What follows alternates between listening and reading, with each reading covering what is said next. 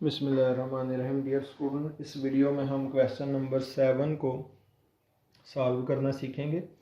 ये एक्सरसाइज 1.2 का last question है। फॉर व्हाट वैल्यू ऑफ के द इक्वेशन, इसमें भी हमने के की वैल्यू को फाइंड करना है और ऑलरेडी भी हम के की वैल्यू को फाइंड करना सीख चुके हैं क्वेश्चन नंबर 2 में। तो ये जिस तरह हमने क्वेश्चन नंबर 2 को सॉल्व किया, सेम उसी तरह ही क्वेश्चन नंबर 7 है। लिखा है the equations will be a perfect square. Dear student, यहाँ पे भी जो लिखा है परफेक्ट स्केयर, ये परफेक्ट स्केयर भी एक्चुअली जो ये रूट्स हैं उनकी नेचर है। यानी आप देखें यहाँ पे लिखा है परफेक्ट स्केयर, तो इस वजह से ये भी क्वेश्चन जो है ना वो डिस्क्रिमिनेंट फार्मूला से सॉल्व करेंगे। तो आप देखें कि ये क्वेश्चन ऑलरेडी ही स्टैंडर्ड फॉर्म में दिया हुआ है। तो यहाँ पे हम ए बी सी की वैल्यूज़ को लिखेंगे। ए की वैल्यू है यहाँ पे 4 माइनस के, बी की वैल्यू होगी 2 इंटू के प्लस 2 एंड सी की वैल्यू है 8 के प्लस 1। जब हमने इनकी वैल्यूज़ को लिख दिया, अब एज लिखेंगे as equation will be a perfect square, यानी जो गिवन इक्वेशन है ये एक परफेक्ट स्केयर है और ये उस वक्त ही मुमकिन है जब इसके जो रूट्स हैं वो इक्वल हों, या इस तरह भी हम इसको कह सकते हैं कि जब इक्वेशन परफेक्ट स्केयर में होगी तो उसके रूट्स जो है ना ये हमेशा ही इक्वल होंगे। तो अगर रूट्स इक्वल हैं तो ये उस सूरत में ही पॉसिबल है। क्वेश्चन नंबर 2 में भी हमने देखा है कि जब डिस्क्रिमिनेंट ज़ीरो होगा, यानी इक्वल रूट उस सूरत में होते हैं जब डिस्क्रिमिनेंट ज़ीरो हो। तो डिस्क्रिमिनेंट को हमने ज़ीरो को इक्वल लिख लिया। अब इसके बाद डिस्क्रिमिनेंट का फार्मूला है बी स्क्वायर माइनस 4ac, ये इक्वल होगा ज़ीरो के। तो बी की वैल्यू लिखेंगे 2 के प्लस 2, इसका आएगा होल स्क्वायर माइनस 4, ए की वैल्यू आएगी 4 माइनस के एंड सी की वैल्यू होगी 8 के प्लस 1। इसको हमने ज़ीरो की इक्वल लिख लिया। अब इस इक्वेशन को सिंप्लीफाई करेंगे और के की वैल्यू को फाइंड करेंगे। तो डियर स्टूडेंट, अब इसको मज़ीद सिंप्लीफाई करते हैं। 2 का स्क्वायर होगा 4।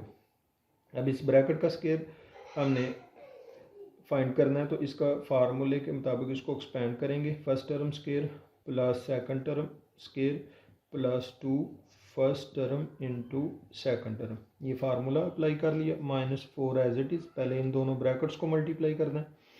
तो 4 को 8 से मल्टीप्लाई करने से आएगा 32 के, फिर उसके बाद 4 को 1 के साथ 4, फिर माइनस के को इसके साथ मल्टीप्लाई करेंगे माइनस 8 के स्क्वायर, फिर माइनस प्लस माइनस के को 1 से मल्टीप्लाई करने से आएगा के इक्वल टू 0।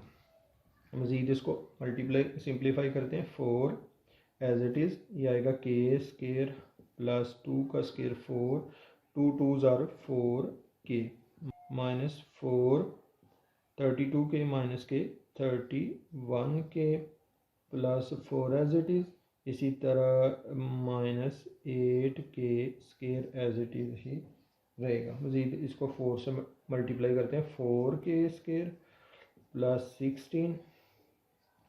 16 के, इसको भी 4 से मल्टीप्लाई करेंगे तो यह आएगा 124 के minus 4 into plus 4 minus 16 minus minus plus 4, 8 आर 32 के स्क्वायर इक्वल टू 0। मज़ीद इसको सिंप्लीफाई करेंगे। 32 प्लस 4 36 के स्क्वायर, जबकि आप देखें कि 16 और 16 कैंसिल हो रहे हैं।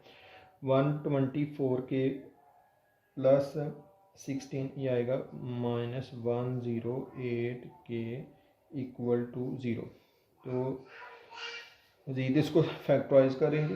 आप देखें कि दोनों टर्म में से कॉमन आ रहा है 36 के, तो इधर आ जाएगा के माइनस 3 इक्वल टू 0। तो लिखेंगे आइदर 36 के इक्वल है 0 के और के माइनस 3 इक्वल है 0 के। इधर इसको पहले सॉल्व करेंगे। 36 को राइट साइड पे लेके जाएंगे तो ये 0/36 आएगा जो कि सिंप्लीफाई होने के बाद ज़ीरो ही आंसर आ जाएगा इसका। तो एक वैल्यू के की ज़ीरो आ जाएगी। अब इस दूसरे फैक्टर को सॉल्व करेंगे तो 3 राइट साइड पे जाएगा तो +3 आ जाएगा। तो इस तरह एक वैल्यू इसकी आ जाएगी 3।